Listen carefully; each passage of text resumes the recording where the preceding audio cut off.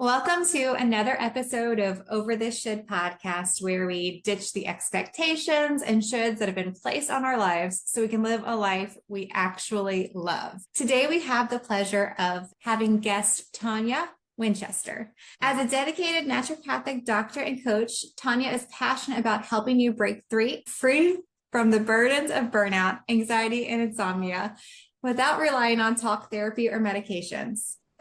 Today, we're really going to be focusing on mind, body, ditching burnout, looking at ways of speaking more kindly to yourself and to others. Welcome to the show, Tonia. Thank you so much for having me. I'm looking forward to our chat today. So take us back to the beginning. What led you to be in the field that you're in, and specifically to the passions and the topics that you speak about? Yeah, so I was a really sick kid. I had all sorts of weird infections that doctors couldn't figure out, and I was covered in eczema. I had ear infections all the time, meningitis, staph infections, mono, and I just kept getting more antibiotics and more steroids and more painkillers. And there was something in me even back then that was really unsatisfied with that. And I was young and wanted to be a pediatrician. I remember thinking I want to help kids get better so they can have a lot of fun in their lives. But I just kept getting more and more disenchanted with the Western medical system. And there was sort of this weird moment where my doctor accused me of intravenous drug use that I just really knew that I needed to find a different way of interacting with people and helping people. So in my grade 12 year, I was introduced to alternative medicine. That's not something I grew up knowing about. But this nurse came to our science class essentially, and she taught us about healing touch. And that was the first time that I was exposed to any kind of complementary care option. And I was like, there's something else out there. And my heart opened up and my mind opened up. And I went on this journey to kind of seek my path.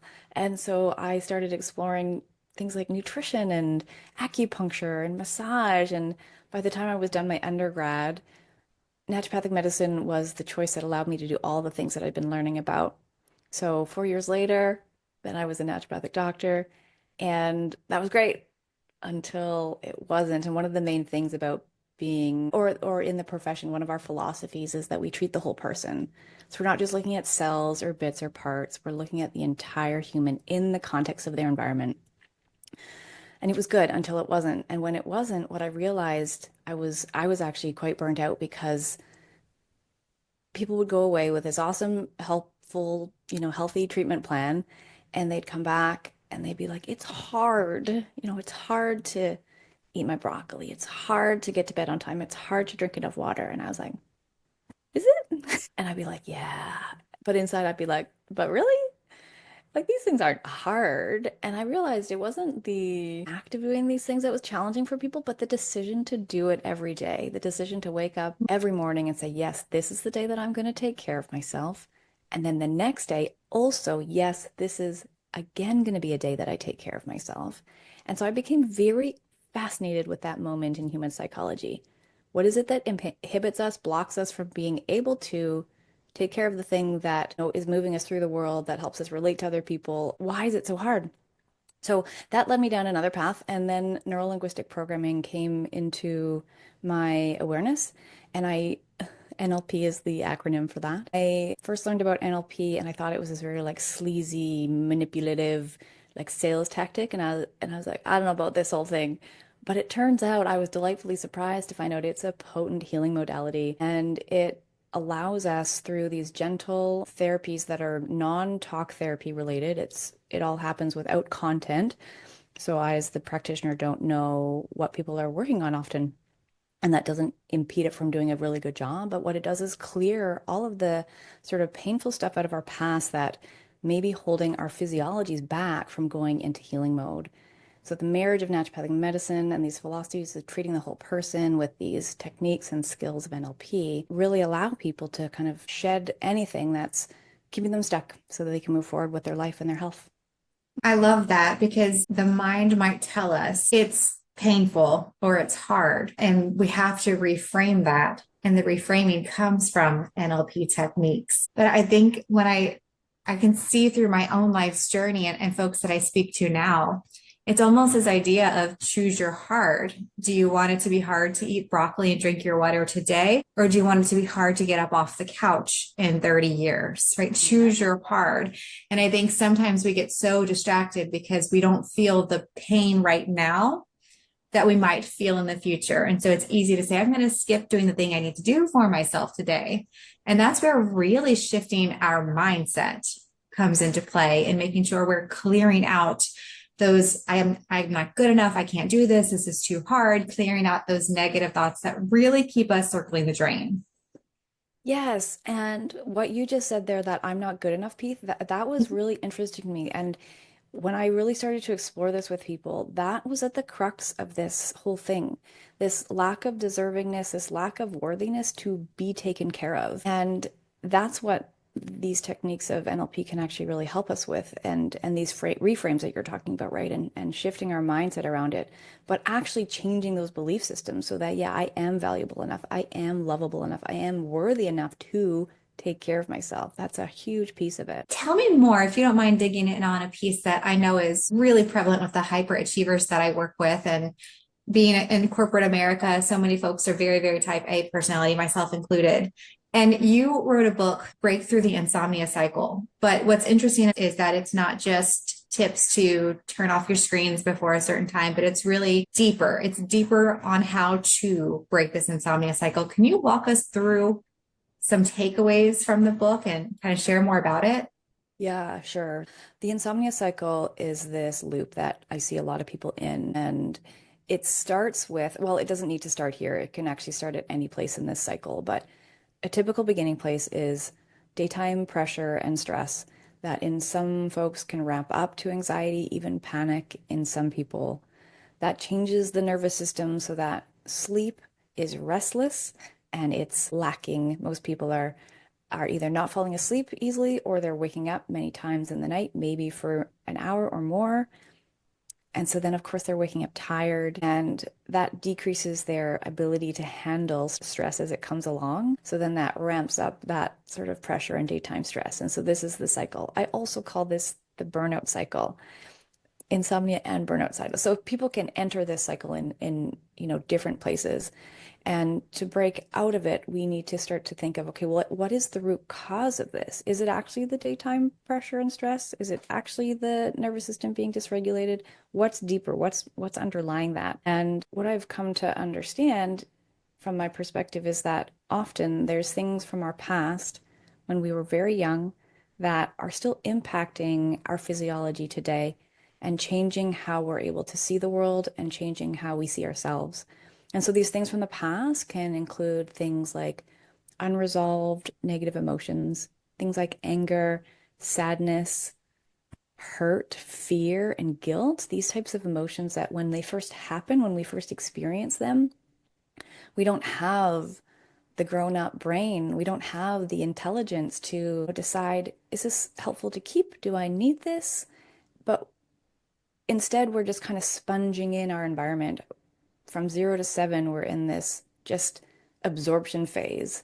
We take on whatever is going on in our environment and it changes us, but we don't know that it's changing us and we can't do anything about it because, again, our brains aren't developed enough to do that. So we take it all in. And I liken this to actually, here's a little analogy. It's like we're born with an empty filing cabinet, and all of these emotions, all of these beliefs, all of these things that are happening below the level of our awareness, right? They're happening in the unconscious mind. And the unconscious mind is this filing cabinet. And when we're born, it's empty. And then when we go through life, people are opening up the drawers, not intentionally, generally, and putting their own stuff in the drawers. And then we're like, okay, well, this is my filing cabinet. This is now how the world is, when we haven't made a choice to actually put those files in there or not.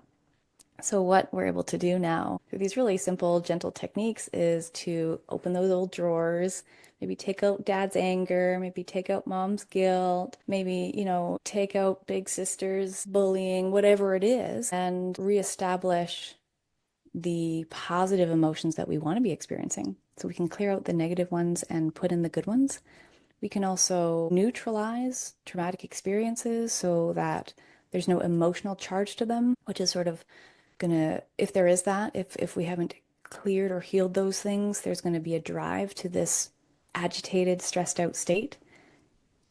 And so we can neutralize those events so that they're no different than saying, I walked to the store. The events of the past still happen. We can't change that, but we can change how our body interprets those things and how it changes our physiology in our day-to-day health. And then those beliefs, so that's the other aspect of this, those negative beliefs that we take on that are in our filing cabinet that we didn't put there and that we don't necessarily agree with, but we don't know, they're so under the surface that we don't even know that they're driving the show. Yeah.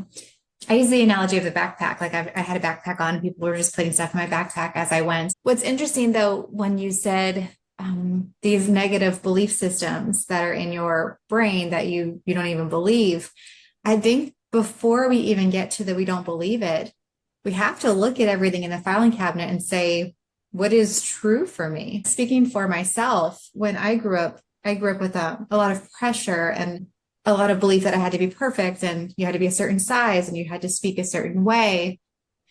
And I didn't know that it wasn't me telling myself that I wasn't thin enough, pretty enough, smart enough, capable enough, worthy enough, deserving enough. I thought those were my voices telling me that.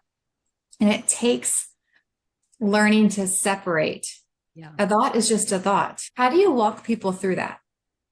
Yeah, and the first step is of course to become aware, and that sometimes is the hardest thing because these things are just happening on autopilot, right? We're Mhm. having about 6,000 thoughts per day. That's approximately one every, I think it's about 14 seconds, and 95% of them, it's estimated, are repetitive thoughts. So that means that they're just habituated. They're so well practiced that you don't even need to put any intention into them, right? They're just popping up. And so that is the very first step, is to acknowledge, like, I like to use the word unhelpful. Oh, I'm having an unhelpful thought. And maybe it's like, I can't do it. Maybe I spill the milk. Oh, I can't do anything right. I'm always knocking things over. Whoa, wait, I'm having an unhelpful thought. And some of the clues that can help people start to find these thoughts is words like never, always, everyone, nothing. Those types of, we call them universal qualifiers. So there's these like absolute words in our language that we know we can crack open and find, you don't drop things every time you touch it. How would you get through the world? Like, we can start to kind of break down those all or nothing types of statements, but that's a really good first place to start to listen to your thoughts. Oh, wait a minute, I just said the word always. Is it always true that I'm a failure? No, like, I'm actually quite successful at a lot of things. So that's the very first step. Yeah. That's a great first step, looking for the absolutes when you're speaking to yourself and when you're speaking to others so that you're not adding to their filing system something that's negative. Yes, exactly. Yeah. Yeah. And so then next, when people are having a panic attack, often the first advice that other people will offer is just take a deep breath, which is an impossibility when you're in that state of the nervous system. That's not what's happening physiologically. Like, you can't. You're going to be taking shallow, quick breaths because that's what the demand on the body is. And so I have a few steps that I interject between this sort of awareness, this note, getting the nervous system calm. And so I have 7 steps actually in my book, Thinking Kindly, to get people from awareness to the thought changing. And something like deep breathing happens around step 5, I believe. Some of the other steps that are included are starting to challenge the thought. Is this true? Out of the work of Byron Katie, she's got this really four-step system that is a series of questions that you can ask. Is it true? Is it absolutely true? How can I know that it's absolutely true?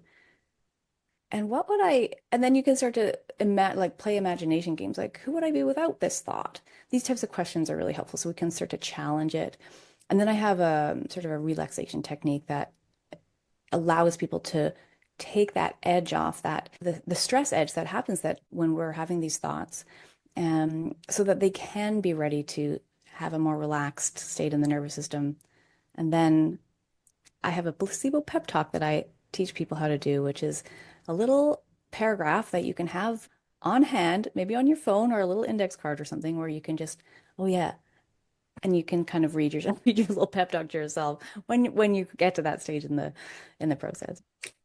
The awareness piece is critical because you're asking us to stop and think about the thought that we're having. Is it a helpful thought? Is it a true thought? And then to feel what we're feeling, be aware of what we're feeling. So in the case of a panic attack or just anxiety, you might feel the tightening of your chest. You might feel like tightness in your throat, or hands will shake or legs will shake when you're starting to feel that anxiety build. What thought are you having? What physical response is occurring afterwards or during? And then another thing that's really important to pay attention to is in that moment, how do you respond? Is Yeah. that first response something that is a trigger has occurred and now you're responding in a way that actually you don't want to, but it's what you know to do. So starting to put together, what are the thoughts that I'm having that are creating this physiological trigger that I am now responding in a certain way, or reacting rather to in a certain way. I think if we can just sit outside of our bodies sometimes and kind of analyze what just happened, it's easier for us to be aware when we're having a thought that isn't going to actually help us. And then we're starting to feel a body response to that thought. We can say, I want to respond in a certain way that I will be proud of tomorrow and in a year and in 20 years, or I want to react in a way that's going to keep me in the pattern that I've always been in. Yeah, exactly. And you totally hit the nail on the head there. And someone who has anxiety or someone who has any kind of these issues that we've discovered or talked about, whether it's insomnia, whether it's burnout, those things aren't the actual problem. It's how those things cause them to behave, which then generates the results that they're having in their health and their life, which is the problem. And we can reverse engineer this. So, okay, here's the result that I don't like. What behavior is leading to that result? What emotion, what feeling in my body is leading to that behavior? And then what thought is leading to that feeling? And we can track back. So sometimes we will take it forward from thought to result, but other times when we're unsure, we can track it back this way. And this all happens in a nanosecond, right? This is happening in this tiny micro moment inside our mind, where typically there's going to be some sort of external trigger that we either see or hear, or maybe there's a touch sensation that creates the thought, the pattern thought that then creates that pattern emotion, which then creates that pattern behavior, and then the result that we don't want. So this is all happening so fast. And so you're absolutely right, because we need a pattern interrupt to these automations, right? So the awareness and starting to kind of challenge your thoughts is that first pattern interrupt. Do you have recommendations then on how people can create the pattern interrupt, or what a good pattern interrupt would be for folks? Yes, there's lots of different ways of doing this. It can be something that's actually jarring, like there can be a loud noise, which can kind of break us out of these types of patterns, but that's sometimes not something we're capable of doing on our own. But like a startle response can kind of break us out. There's this whole discipline in psychology called provocative therapy, which is this like quite aggressive, like challenging way of talking to people. And it's just this, wow, what am I doing? Kind of, it's like you wake up from a dream in a sense. It's like, wow, this is how I've been living. This is how I've been talking to myself. Holy. But I think the awareness is the first thing. And then anything that you can do to kind of change your physiological state is helpful. So maybe that means like getting up and doing some jumping jacks as an example. Or maybe that means, you can, there's the idea of havening where you kind of are giving yourself some really gentle touches. Anything that will sort of, interject, right? So it's different from what happened before. And those types of things will start to loosen that pattern over time. Actually, on the idea of jumping jacks, just to kind of circle back to that idea, when the nervous system is heightened, if we're in fight or flight mode, which unfortunately a lot of our modern human beings are a lot of the time, we have extra energy that needs to be expelled. And so in nature, if we were to see a lion chasing a gazelle, as an example, both of those animals are in fight or flight. Both are in that sympathetic nervous system mode to enable them to have that chase. Now, let's say in this example that the lion doesn't get his meal that day, so the gazelle survives, and you'll see animals like they'll have some sort of intense experience like that. They just shake it off and then they go back to eating grass. And that's because now their nervous systems have switched off. Now they're back in rest and digest mode. So we can actually leverage this to our own benefit. If we're feeling heightened, if we're feeling agitated, if we're feeling stressed, pressured, tense, if we do some sort of sprinting behavior, like 30 to 60 seconds of maxed out sprinting on the spot, jumping jacks, burpees, whatever your body will allow you to do. Please don't do anything that's beyond, your physical capabilities here, but it's enough of a pattern interrupt and it's using up that energy to allow the body then to go back into healing mode, which is rest and digest mode. So it's a little hot tip that sprinting can be really helpful. That's a good one. Yeah, if I know that I'm going to be on a call that is probably heated, if I don't have to be at a desk on a video, I will get up and I'll pace and I'll talk on the phone. And it just helps me stay focused and stay out of too much deep in emotion. Having a little dance break, I know that sounds crazy, but a 2 or 3 minute song where you just stand up from your desk, that's the pattern interrupter that keeps me from getting to a place of either frustration or anger. There's been many times that people will never know that I cry on the job because I get myself so stressed out. And let me be really clear. There are stressful things all around us, but I get myself stressed out by dwelling on it and dwelling on what could be if I don't do this, but I'm not a predictor of the future. So I can plan and prepare to create hopefully a more positive outcome, but I can't control everything that's happening outside of my sphere of control. So making sure I know that and then giving myself outlets beyond just sitting at a desk all day is very helpful. Yeah, absolutely. Because otherwise, you're just kind of sitting and taking it, and it's building and building and building. And we do need to have that release. It seems like as you are in these heightened states, your cortisol is building, and cortisol is not great for you, and it stays in your belly, and it's creating all these extra health problems. So, is that true? And can you talk us through why, what does it mean, and how do we reduce cortisol levels? Yeah. So cortisol is a normal hormone that we need. We wouldn't be able to get out of bed without cortisol, but it is a hormone that's meant to be, or that we're meant to be exposed to in short doses, not long-term exposure. So it is activated when we're stressed. It's activated when we're injured, when we're sick. Cortisol is a potent anti-inflammatory. So back when I was a kid covered in eczema, they were giving me cortisone creams because it would take the inflammation out, but it, of course, doesn't actually solve the underlying problem. Coffee is like injecting cortisol into your body. It has a very similar effect on the nervous system, on the adrenal system. So when we have this long-term exposure, yes, what cortisol does is it starts to bully all the other hormones in the body. It will bully the thyroid hormone and prevent the thyroid from producing the active hormone called T3. It will prevent the liver from converting T4 to T3. Cortisol will change our insulin sensitivity so that we develop insulin resistance. Cortisol is a fat storage hormone, so it will, yes, put belly fat on the person who's like skinny legs, round belly. That's typically a cortisol problem. Cortisol will change how our reproductive hormones are active and in balance. So it's a big old bully. It'll bully melatonin. It'll prevent melatonin from coming up and doing its job at night so we can get a deep rested sleep. And so now we're talking quite biochemically about this cycle, right? About how this is going from stress to anxiety to sometimes panic to these restless nights to then the decreased energy. How we get rid of cortisol? Well, we don't get rid of it because it is important. Again, we need it just for waking up, right? When we get injured, we need it because it's this potent anti-inflammatory. This is all good. But how we lower it and how we bring it back into balance is rest, active rest, I like to call it. So these are things that we do where we're not sleeping, that's passive rest, but where we're just sitting watching the wind in the trees for 5 minutes as a little example. Deep breathing falls into this category. I like anything in nature, nature bathing, sitting, watching flowing water is very good at this. You can employ other people to help you, things like acupuncture and massage, especially relaxation massage. All these types of things will shift this. One of the most potent changers of cortisol levels, and it's the only thing that will sort of supersede cortisol, is oxytocin.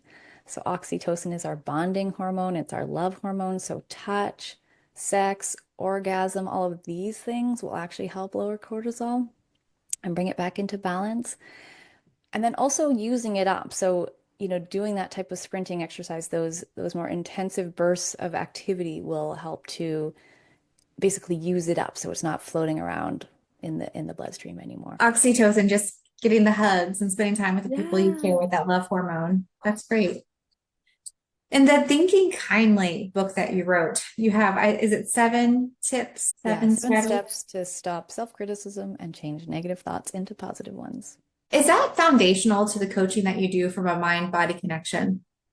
It is. It's actually, I wouldn't say, well, I mean, yes, it is foundational. It's sort of a small part of the coaching work that I do, and it's more homework. So it's not work necessarily that I would do with a client, but it's stuff that I would assign them to kind of go do on their own. Because the work that I do will change the underlying inherent patterns that are driving those types of unhelpful, negative thoughts, behaviors, results, that type of that unworthiness, that lack of deservingness, that lack of lovability that we were talking about. So the techniques I do one-on-one with people address those deeper pieces. So the techniques in the book are, you can certainly use them on their own. Lots of people do, to start to change these thought patterns. But as I'm kind of speaking through this, ideally that's an add-on. It's sort of the icing to the cake of the deeper change work. Yeah. What is it like to work with you? What do you focus on with clients? Whatever they want. Typically people come to me with through the lens of health. They're either burnt out, they're tired, they're exhausted, they're not sleeping. And so typically there's sort of this health focused lens. A lot of people want to release weight and improve their physique that way. Some people come for relationship support because they know they're kind of getting triggered over and over again with their spouse or with their kids, and they don't want to be that type of mom or partner or dad, or they want to be kind and loving and present, and they know that for whatever reason they just keep bumping up against their stuff. So I've actually just worked with a woman who's, this was quite her story, where she's like, I just know that I could be a better mom. Like, I just not feel like I'm not doing a good job. You mentioned being proud of yourself, right? So she hasn't been so far, but with our work now, she's we have a little tracking card that she sends me every night, and there's little statements like, did I do my best to be kind to? And she's got her kids listed, and it's always 5 out of 5, 5 out of 5. So the pattern has changed because her internal triggers have dissolved. We cleared her trauma. We got rid of these old emotions that she hadn't integrated and hadn't healed from. And so now she doesn't have that kind of unconscious drive to those patterns that were creating things in her life that she was not proud of, that she did not like about how she was. Yeah. Coaches aren't therapists. We're not going to say, tell me about your childhood, but we will give you worksheets and different activities and exercises that help work through the triggers and the emotions associated with them, and any limiting belief systems that are keeping you from being the person that you want to be. Because we're all capable of being a better parent, a better partner, a better employee, a better self. But it takes that awareness and ditching the stuff that's holding us back. Yeah, yeah, exactly. Health for me, because it's my slant, it's my bias, it always has been, but everything falls under that. And that's because we can't, what I've really learned, and one of the gifts again of the philosophies of naturopathic medicine, is treating the whole person in the context of their environment. Like, we can't tease out health and life. They're so intertwined because of how stress impacts our physiology and how our life impacts stress. They're married. And so when we actually can see them that way, I think it's good, because it's a broad view, like you say, and underneath that umbrella, anything goes, really. There's a lot of folks that I haven't, and that I see in my sphere that I work with, that are really working through anger. And I'm wondering, as a holistic practitioner, how much do you attribute that to obviously environment, but also nutrition or different factors? Yeah, I love this question, and I'm happy to address this because I've realized that health is really simple to say out loud. And I mean health on all levels, which I'll get to in a second here, but health really equals nutrients in and wastes out, or toxins out. And this applies biochemically. So at the cellular level, at the most basic level, we need oxygen in and carbon dioxide out. And then, of course, a whole host of other nutrients, all of our vitamins, our minerals, our amino acids, all these things that we need. But we also need nutrients in and waste out on the physical level. And I call these are our habits. These are the eating enough nutrition. These are the getting to bed on time, the active rest, the activity, the nature time, the habits, right? The water, getting enough water. So we need nutrients in and waste out on that level as well. And then we also need it emotionally. So we need emotions like love and connection and trust and care. And we need to release some anger and, sadness, fear, those types of things. And then we also need nutrients in, waste out at the mental level, right? So that's when we're kind of starting to talk about the thoughts and the thinking. Anger, to come back to your point, yes, like any of these things need support from any of these levels. Anger is going to, so in Chinese medicine, anger is governed by the liver. So if the liver is clogged up from too many, like too much alcohol, for example, or too much sugar, the liver is congested and it's going to make us quicker to anger. So there's some links in some of these ancient disciplines that kind of connect us back into our modern world. It's a cortisol thing, it's an adrenaline thing, it's a revved up. Anger is meant to be an emotion that moves us into something else, right? It's meant to be a catalyzer, but we don't use it that way. We just let it simmer and build, and then it explodes. And that's when it becomes a problem, right? Yeah, reducing sugar, reducing alcohol. Is there anything else folks could be doing? This is something that you can do on your own, is if you write a little table of too much, so toxicity, too much of, these are the things that we need to detoxify, get out of the body, and the things that we don't have enough of, the things that we need to nutrify, replenish, right? And you can do this on all four levels. So if you make a chart for yourself that's like detoxify, nutrify, mental, emotional, physical, biochemical, you can start to kind of brainstorm for yourself what elements, what areas need you need your focus. And for some people, maybe it's improving their B vitamin status is going to be the thing that really changes. Or maybe for some person, it's clearing these emotions like we've been talking about today. There's going to be priorities, right, that will start to highlight themselves as you do this type of self-exploration. That's really insightful to me. So when I think about anger in a relationship, nutrify is to seek connection. Yes. Detoxify is to remove the things that are keeping you from feeling connected. So better communicate, like nutrify the communication piece too, then, so that you can speak earlier and with more clarity and calmness, how you're feeling, instead of waiting for it to become that volcano moment, which is very hard to recover from, because it's in a relationship, it creates chinks in the trust. Yes, and those are often those places where we go to bed being like, "Oh, I am not proud of how I was today." Yeah, right. Absolutely. I want to make sure that everybody who wants to connect with you can. So how can we find you and how can we work with you? Yeah, so ToniaWinchester.com, that's Tonia Winchester.com. On that page is the ways that I work with people. So my 2 books are there.